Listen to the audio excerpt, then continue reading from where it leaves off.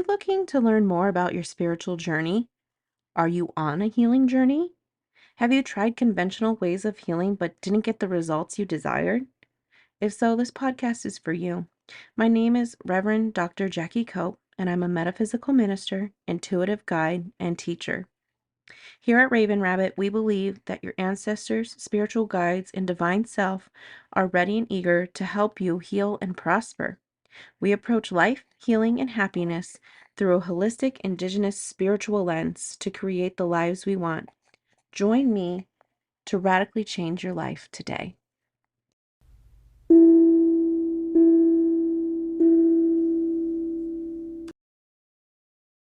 Hello, everybody, and welcome to episode 37 of the Raven Rabbit Wellness Studio podcast.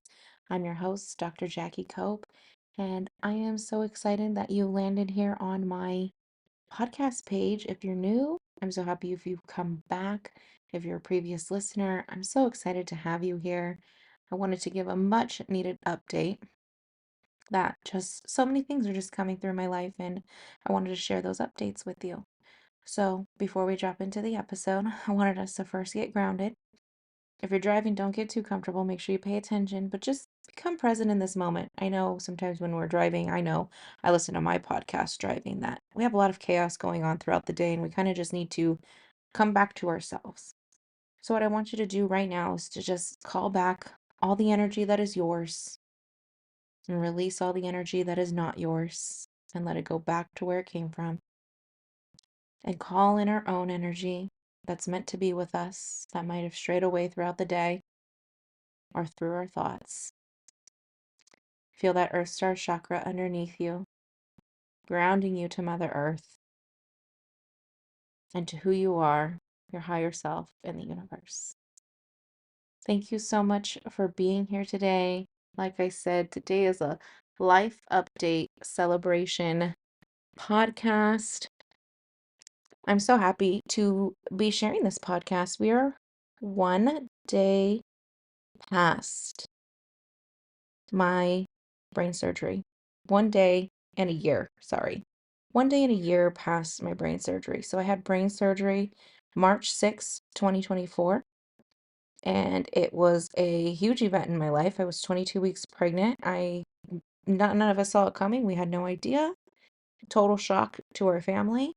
And I went in for emergency brain surgery. So I went in March 3rd over pain and fear of having a miscarriage, and it turned out that the baby was fine and I had a brain tumor. So we are 1 year out, and I just wanted to give an update. I know I gave a lot of updates about my spiritual journey during that time. So what I want to give an update now is what it's like 1 year post-op. 1 year post-op, I'm just so grateful to be alive and to be here. It's amazing that all of the things that I have overcome with the brain surgery, all the obstacles that came with it. When I first got out of brain surgery, I was fortunate enough to remember who I was, where I was, what had happened. I had all of my memory intact. Um, and the main thing I had to struggle with initially after surgery was pain. I still had a ton of vertigo and just the fact that I was 22 weeks pregnant and still growing another human being while I was trying to repair my own body. So it was really wild. I had a lot of things to overcome. When I finally got home, I went home like 2.5 days after brain surgery. It was quite crazy. It was just learning to walk again, like all of those gross motor skills and fine motor skill. My fine motor skills went way, had needed a lot of help. So, but my gross motor skills were learning to walk. And then I don't know how much of it was brain surgery too, versus, I'm growing a human. You just start walking different. When you're pregnant, your body just feels different. So I was growing. I was 22 weeks pregnant when they found the tumor. I went home at 23 weeks pregnant. So it's just, you start getting big at that point and your body just shifts completely. And so I had to learn walking with a growing body balance, which is an issue for some pregnant people. You just got to learn to recenter yourself. And then on top of trying to find my stabilization with my brain surgery, I almost came home with a walker. They didn't have one, but they sent one to my house. So, like, I was initially sent home with a walker. So, I did have a walker, and it was kind of hard to use in the house, but I used a cane right away. And I used that cane for months. And just because I just felt so vertigo all the time. So I did walk with a cane for quite a few months after my brain surgery. I stopped walking with the cane in August because I went back into the classroom to teach. I didn't feel like I was quite ready to not have the cane, but I also just did not want to deal with that. I was teaching fifth grade, so I felt like I don't want to deal with the kids. I don't want to deal with the things.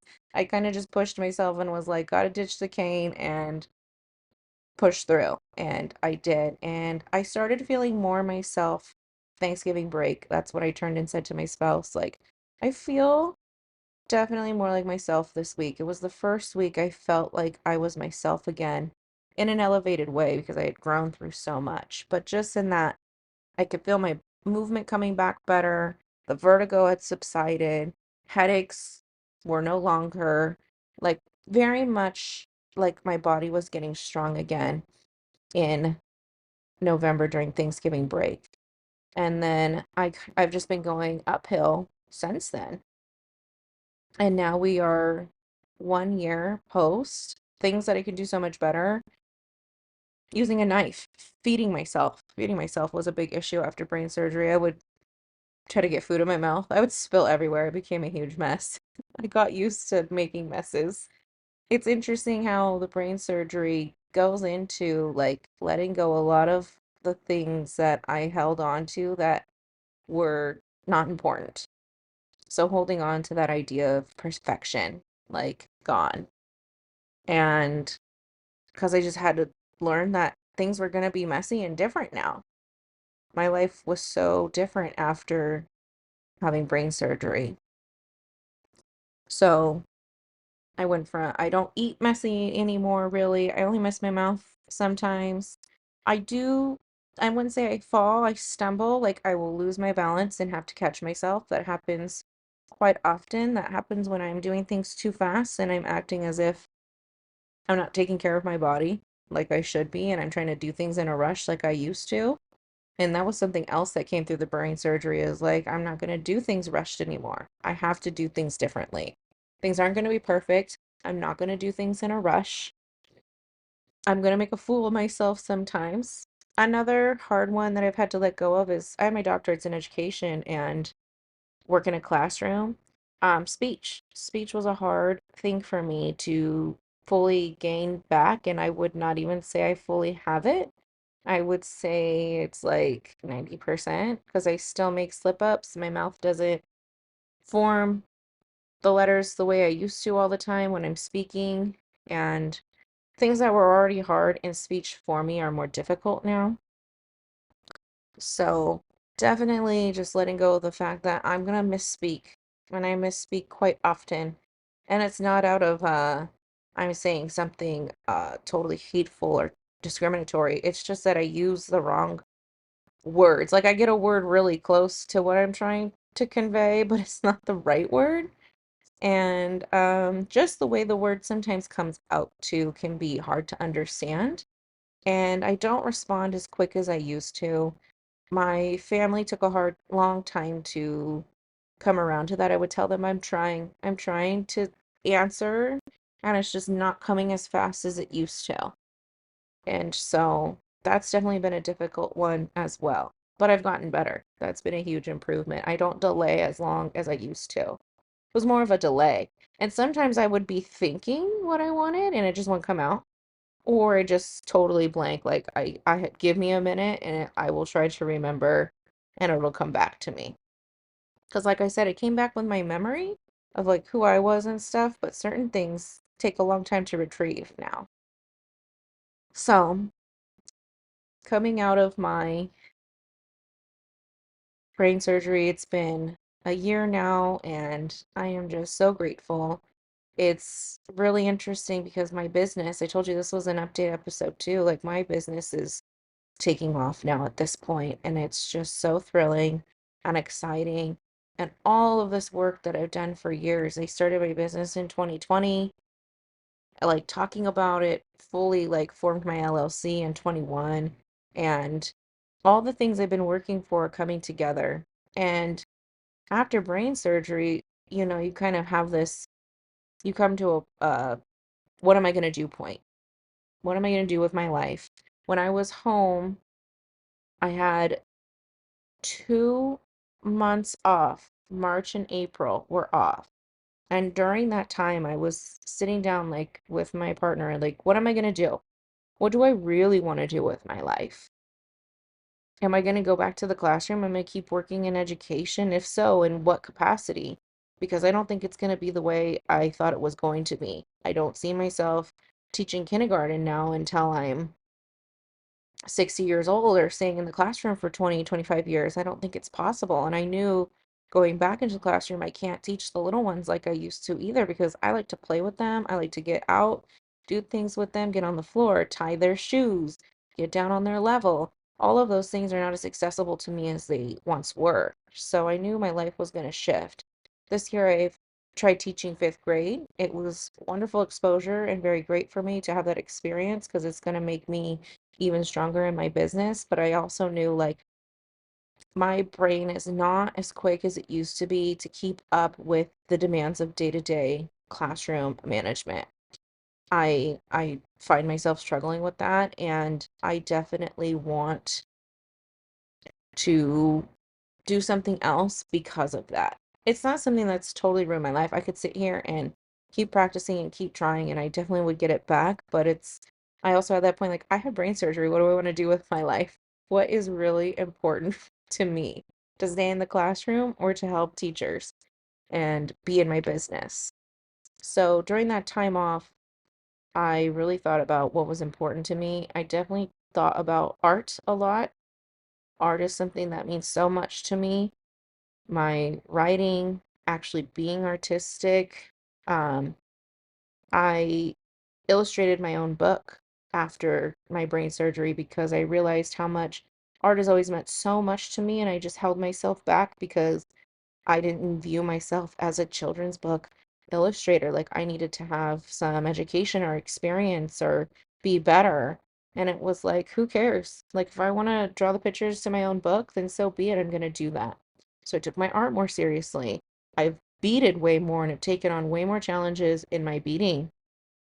I also used my beading to help with my fine motor skills again because I would bead. I started beading again. I always did, but I started again maybe like 3 weeks after my surgery because after brain surgery, sleeping was really hard. It was sleeping because I was in pain. I couldn't take regular painkillers because I was pregnant. I was uncomfortable from being pregnant. So my head hurt, my hips hurt, my back hurt, all of the things hurt, and I would just basically take naps.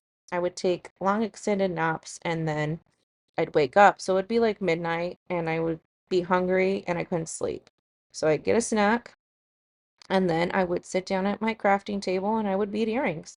And those earrings took me so much longer than normal because putting a bead on a needle was just so much more difficult than it had ever been. But I knew, I was like, even though I'm sitting here struggling, I'm happy. I'm making art like I want to, and it's healing me. Because at the same time, I'm learning these skills again that aren't as good as they used to be.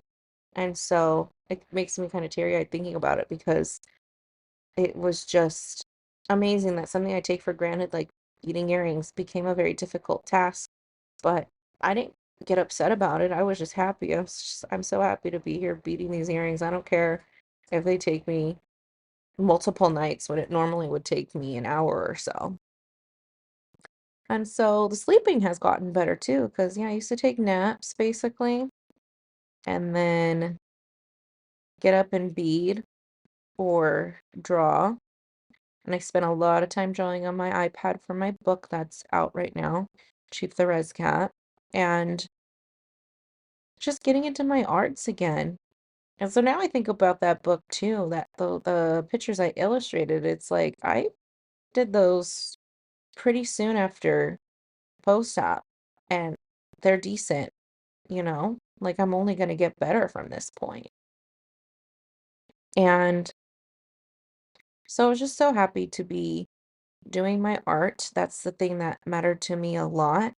And then I started thinking about what I really care about in education. And I cared about Native education, American Indian, Native American education, and I cared about teachers. I still do. I care about those things a lot. And so prior to brain surgery, I haven't talked about this on this podcast. I signed up for sam.gov. So that's to be a government contractor. Sorry, I'm thirsty. That was to be a government contractor. And I had done that. It took a while because I had no idea what I was doing. Didn't know anyone I could talk to and get help with. I tried to watch videos online and stuff, but a lot of it pertained around construction. That would make sense, in the government contract world. But I knew because I was looking at all the different codes that education consulting is one of the things you can do with government contracting.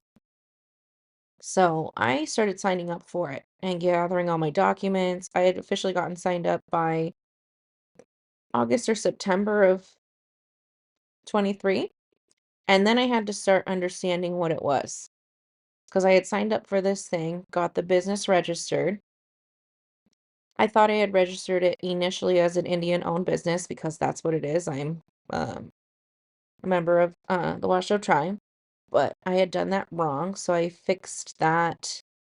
I fixed that recently within the past few months because I realized, oh, mine's not coming up as Indian-owned. So when I try to go after contracts, they don't know because there's something called a set aside. So if government contracting is something that you're interested in learning about, I definitely would like to share what I have learned with government contracting when it pertains to education consulting, because I did not find a lot of examples out there on the internet to help me with that. So I got everything all signed up and would start viewing these contracts that existed. And I learned that the Bureau of Indian Education does contracts and wants consultants to come out to the Bureau in tribally controlled schools. And I was thinking, this is something that I would be extremely interested in. This ties together so much of the work I've been doing, and I could do it with a group of people who want help and want consulting. So I had viewed lots of contracts and just started learning. I think the government contracting is a long learning curve for some. It was for me. And I went after a contract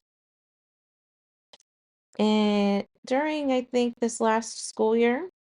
I didn't get it, and that was fine. I knew I probably wouldn't get it. And I was said, I'm gonna fill this out. I'm gonna go for it, and then I'm gonna learn what I did wrong because I'm only gonna get better from there. I'm not gonna be able to write a proposal that wins if I don't ever practice writing a proposal. So I wrote the proposal, did it out the best I could, didn't get the contract. What is nice is you do get to see who gets the contract. They post it in there. So from there, I was able to see, okay, what kind of people are they awarding the contract to? And how much money did they bid on the contract? And so I had a huge learning curve there. And I was like, this is amazing. I know what I need to do now, what I need to shift. And it was just wonderful learning opportunity. And then I was able to look at somebody else's website who was doing the same thing as me, sort of. Sort of in the sense that they weren't an Indian-owned business, yet they were going after Bureau of Indian Education contracts. So I was like, I have a different perspective being native going into these native schools than somebody who was non-native going into these schools.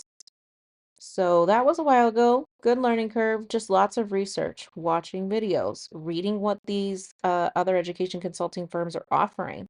And then another contract. This one here is where we get my spirituality in. This one I'm so excited about. This is what you follow me on Instagram and I said big things are coming. This is it. So it was the beginning of January. I had come home, and while I was driving home, I just felt spirit and higher self just telling me, you need to go home and check sam.gov. You need to go on there. There's a contract on there for you, and you need to apply. And I was like, okay, I feel really busy right now. It's the middle of the teaching year.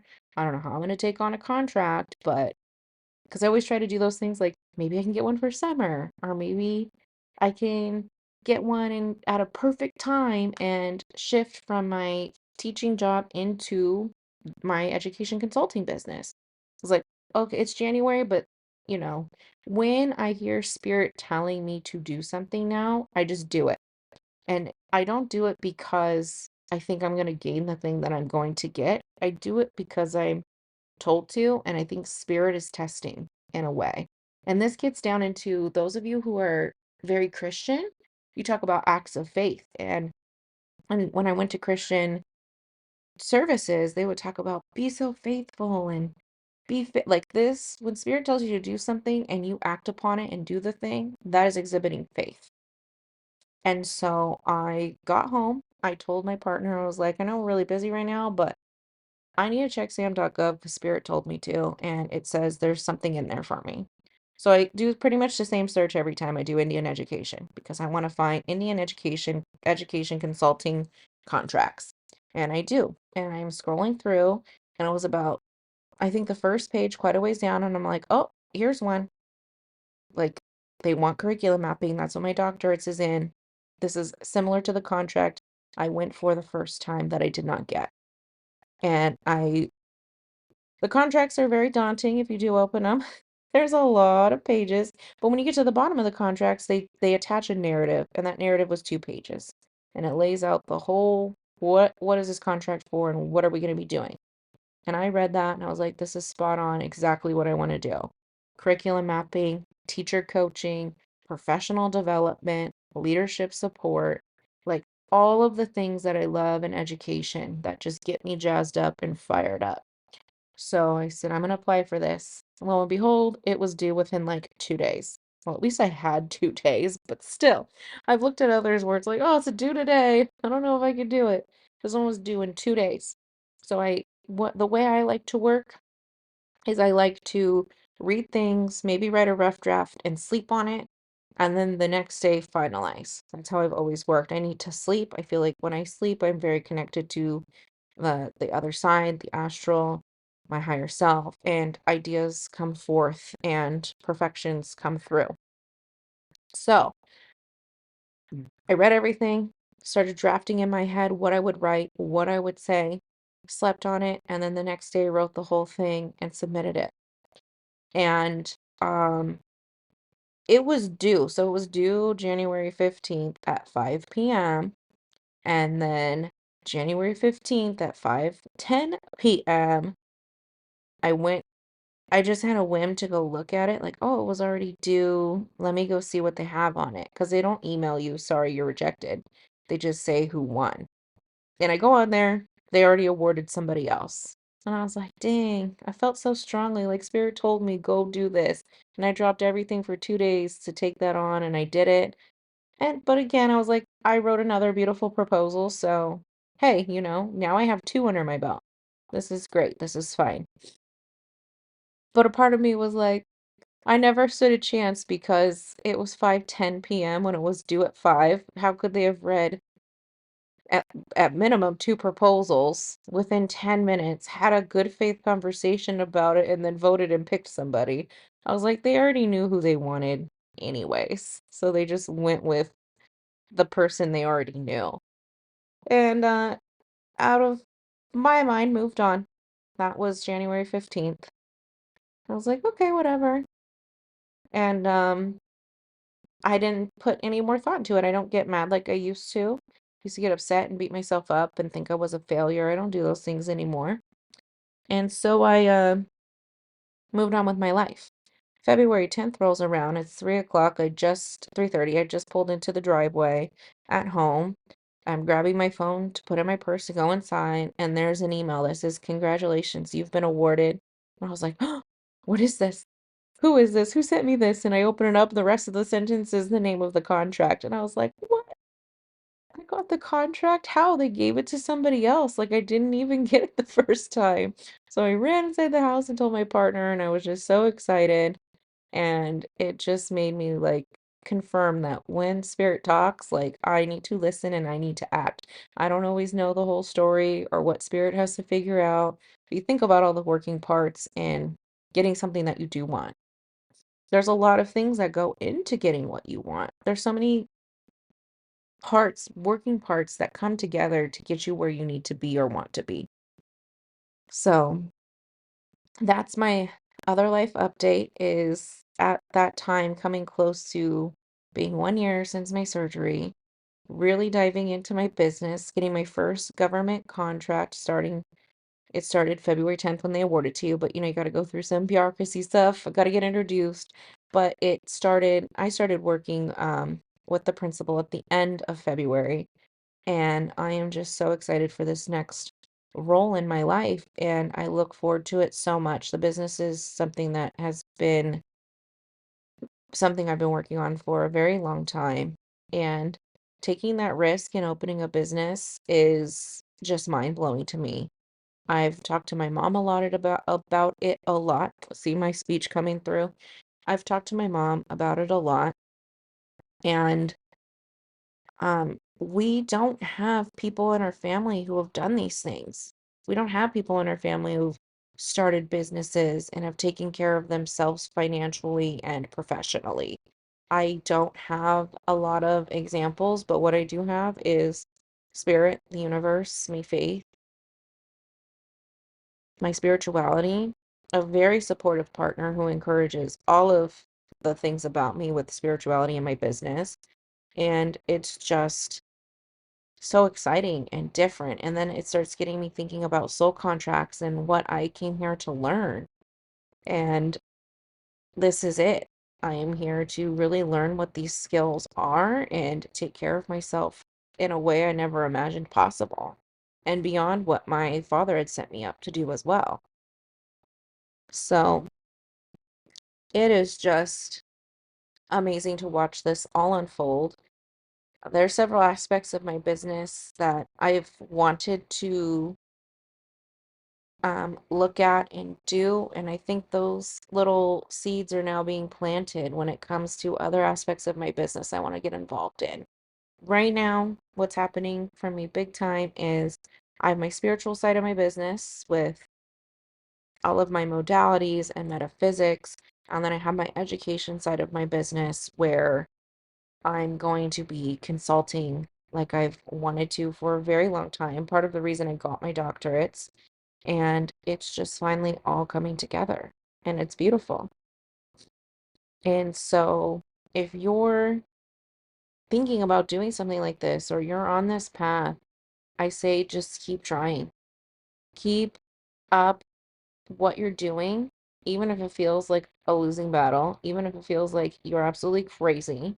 There's a reason why you have this desire deep inside of you.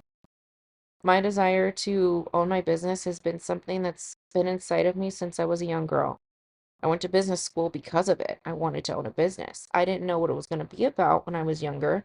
I just knew I wanted to.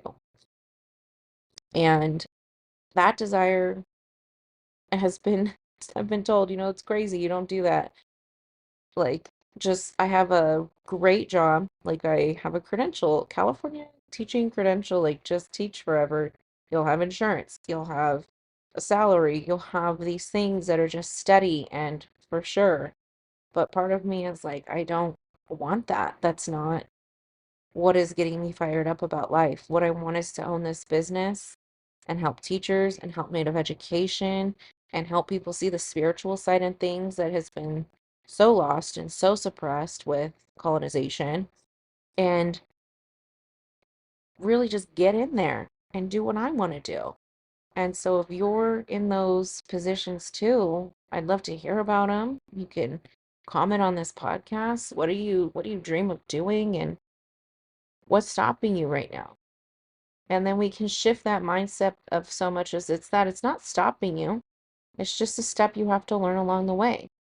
I've had several things I've had to learn along the way in business. Every little thing just helps me become a better business owner, from marketing to sales to my website, like how it flows, to creating courses online, to starting this podcast when I felt really crazy. Like, what am I doing talking about these things? And writing my books. It's all just coming together. And each thing is not something that's going to stop me. I'm not going to say, oh, I don't know how to do a podcast, I'm going to quit. Oh, I don't know how to figure out sam.gov and it's really confusing, I'm going to quit. Or even, oh, I had brain surgery. Psh, I give up all of that. Let me just do the easiest thing that I know how to do. So get out there and start doing little things every day to get where you want to be, because they do add up. So thank you. That's my life update. I'm so excited you're here. Comment, share my story, share the podcast. Check out my website. I have several courses up. My Transformative Justice series is done and complete. I know before, if you listen to my old podcast, I said it was free. I went away from free because we started having crazy bots on our website, and I was not happy about that. Weird stuff started happening. Like, I think these bots were trying to get into my system, so I had to delete some things. So, my classes are minimal cost for transformative justice because it's human rights and education, and I think everyone should have free or equitable access to that information. So they're $2 a piece. If you want all 5 of them, they're $5 as the bundle. So totally accessible, totally doable. Um, I also have my Mystic Rise courses that are posted. I took a long break on those because of everything that happened with my brain surgery and really my education side of my business taking off, and it needed more of my attention. So I'm excited to finish my Mystic Rise series. There are 3 posted for you to start. And I also have merch that goes along with everything. I got a cute Transformative Justice t-shirt. I got a cute Mystic Rise shirt and sweater, I think. Everything is just there, and it's cute, and it's fun, and I enjoy creating it all for you. That's what I love to do. And that's what I'm here to do, and you're here to do. We're here to do the things that we love, that bring us joy. So, have fun exploring my website, and I'm so happy you were here listening. I love you, and have a wonderful rest of the day.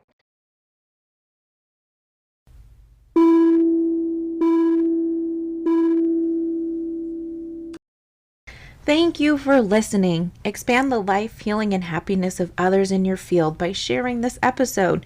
You can get more of my content and other helpful tips by following RavenRabbit LLC on TikTok, Instagram, and Facebook. Be sure to comment on Spotify and answer the episode's question so I can keep creating content you love and desire. Thank you so much.